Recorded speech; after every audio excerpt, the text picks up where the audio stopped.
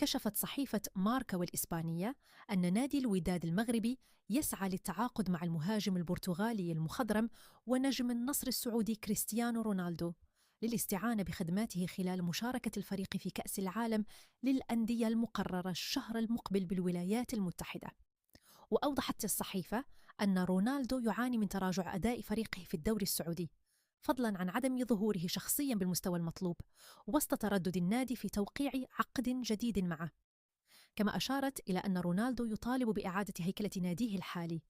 وفي حال عدم حدوث ذلك فإن الاتجاه الأقرب لتوديع نجم ريال مدريد السابق للدوري السعودي. ووفقاً لماركا فإن الوداد المغربي الذي سيكون أحد الفرق ال38 المشاركة في البطولة العالمية التي تنظمها الفيفا ابتداء من 14 من يونيو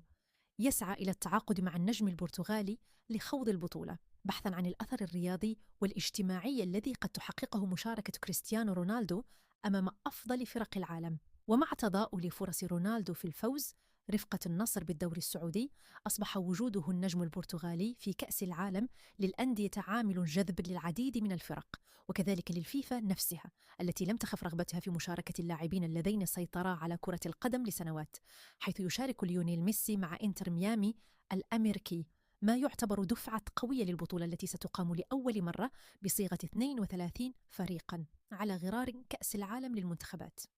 وكانت أنباء قد انتشرت عن إمكانية انتقال رونالدو للأهلي السعودي المتوج بلقب دوري أبطال آسيا،